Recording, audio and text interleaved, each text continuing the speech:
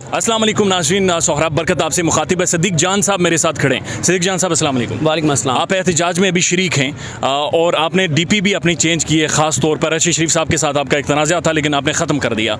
आप कैसे हालात हैं बतौर जर्नलिस्ट इस वक्त? बहुत अफसोसनाक सूरत हाल है और इस वक्त हम जहाँ पर खड़े हैं प्रेस क्लब के बाहर, और ये क्रेडिट मेरे ख्याल शिफा यूसुफ साहिबा को और अवैस साहब को जाता है कि उन्होंने आज जर्नलिस्ट कम्युनिटी को जो है वो इकट्ठा किया यहाँ पर। अर्शी शरीफ साहब, इमरान रियाज साहब, समीर रहीम साहब और साबिर शाकिर साहब के हक़ में।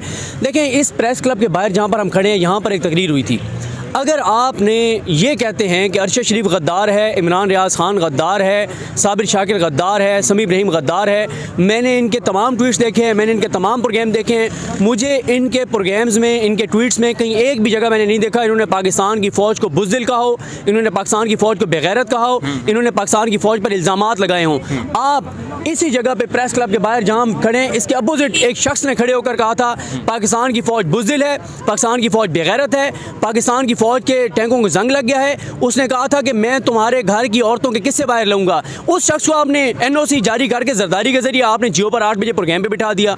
और जो यहाँ पर जंग लड़ते रहे हैं, जो हमेशा फ़ौज का दिफा करते रहे हैं, जिनके ऊपर इल्ज़ामात लगते थे कि फ़ौज के लिए ये करते हैं, ये करते हैं, ये करते हैं, जो हर वक्त पाकिस्तान के गुण गाते थे, जो पाकिस्तान से मोहब्बत करते थे, करते हैं और करते रहेंगे, कभी पाकिस्तान के खिलाफ नहीं जाएंगे, उनको आप गद्दार कह रहे हैं। तो ये जिनको सोचना चाहिए उनको बिल्कुल सोचना चाहिए, ये कोई रवैये दुरुस्त नहीं है। और अगर आपने इस बात पर कार्रवाई करनी है, फिर कार्रवाई वहाँ से शुरू करें जब नाम ले लेकर जनरल बाजवा तुम्हें जुर्म का हिसाब देना होगा, जनरल फैज़ तुम्हारे साथ ये करेंगे, फिर उन लोगों से शुरू करें, फिर उस बंदे से शुरू करें जिसने वहाँ पर कोयटा में खड़े होकर कहा था कि पाकिस्तान की दुश्मन पाकिस्तान की फ़ौज है, भारत की फ़ौज नहीं है।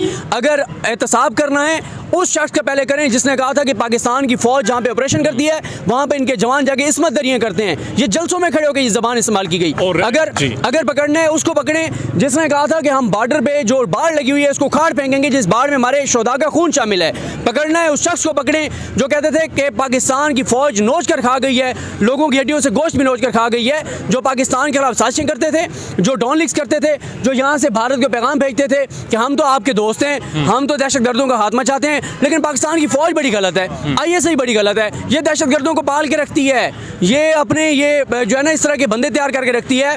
ये अगर पकड़ना है उस शख्स को पकड़ें जो कहता था कि वहाँ पे भारत में जो दहशतगर्दी हो रही है वो पाकिस्तान से हो रही है। ये चीज़ें तो सारी मौजूद है और उनका एहतसाब होना चाहिए। लेकिन आपसे सवाल ये है कि पाकिस्तान के जो प्रोमिनेंट साफ़ी हैं उनमें डिवीजन क्यों है? एक पाकिस्तान की बड़ी साफ़ी हैं, एक मुनावर साफ़ी हैं, उन्होंने siyaset.pk के जो हमारे फाउंडर हैं, टीम लीड अदील हबीब साहब पर भी FIA में जाकर दरख्वास्त दी है इंटिमिडेशन की।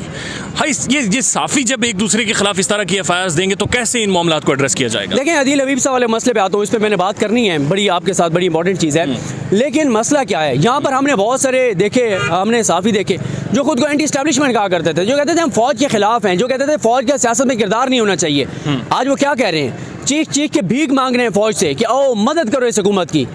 आईन इजाज़त देता है इस तरह से फ़ौज नहीं इजाज़त है, ठीक है, गवर्नमेंट भी मदद मांग रही है, ठीक है। हाँ। एक होता है कि लॉ एंड ऑर्डर के लिए आप उनको बुलाते हैं, वो भी आप गलत कर रहे हैं। हाँ। कि आप जो है वो आप चाहते हैं कि यहाँ पे आप फ़ौज और आवाम को आमने सामने लाएं। और दूसरी बात मैं आपको एक और चीज़ बताऊँ कि पॉलिटिकल इमरान खान ने अपने दौर में क्या किया, इमरान खान ने इनको फैसिलिटेट किया, आए इनको यहाँ पे मौलाना फजल रहमान साहब के लोग आए, वॉशरूम तक बना के दी हमजा शफकात साहब ने। जिस रात बारिश हुई इमरान खान साहब ने हमजा शफकात साहब को भेजा, जाएँ यार उनकी मदद करें, उनको फैसिलिटेट करें, खाना दें, उनको रिहाइश दें, सारा कुछ करें।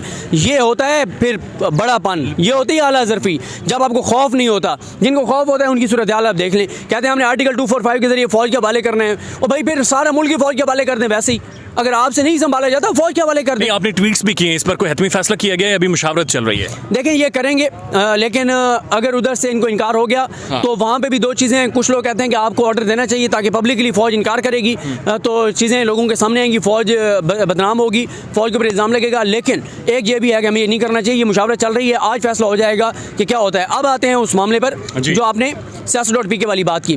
देखें, अदील हबीब साहब के जो ट्वीट्स जिसको वो बुनियाद बनाया है, ये वो ख़वातीन हैं जिनकी आप किसी फेक न्यूज़ को कह देंगे फेक न्यूज़ है तो हैरेसमेंट हो जाती है।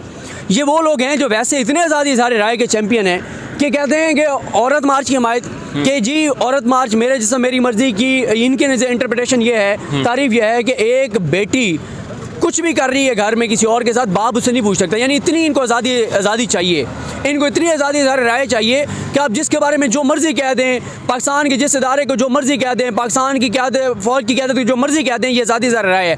खुद आप तड़पने और भड़कने लग जाते हैं। और जगरीदा फारूकी साहिबा तो जब से शहबाज शरीफ साहब आए हैं वो बड़ी ऊँची हवाओं में, वो बहुत खुश हैं। वो एक तो मशवरे भी ओपनली देती हैं शहबाज शरीफ को, ये करना चाहिए, ये करना चाहिए, ये करना चाहिए।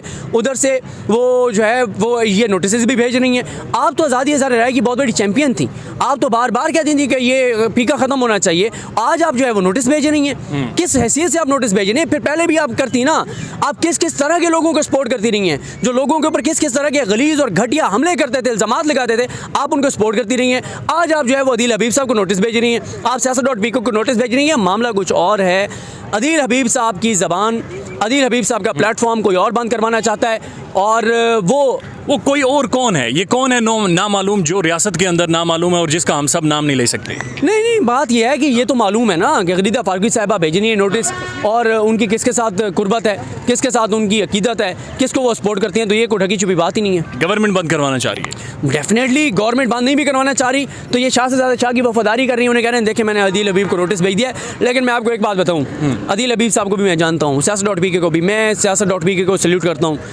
पाकिस्तान का सबसे मौसर, सबसे बड़ा प्लेटफॉर्म, और आप जैसे इनकी टीमें बने हैं जो हर जगह जाके और कवर करते हैं। क्या किया siyaset.pk ने? कोई एक चीज़ तो बताए ना कि गलत किया है। यही किया कि आपके झूठ एक्सपोज करते हैं, आपकी दोनों भी एक्सपोज करते हैं, आपकी फेक न्यूज़ एक्सपोज करते हैं, और आप फिर तड़पते और फड़कते हैं। तो अब आप तड़पेंगे, आप फड़केंगे। वो जो उन्होंने मरियम औरंगज़ेब साहबा ने जो कहा था ना कि रो पीटो मातम करो, जो मर्ज़ी करो, ये हुकूमत नहीं रह सकती। भीख मांग रहे हो तुम लोग फ़ौज से कि आओ और जो है इस हुकूमत को बचाओ, लेकिन अब नहीं बचेगी। ये अब मुश्किल, जी का जाना ठहर गया है, और ये कंपनी जो है वो नहीं चल सकती।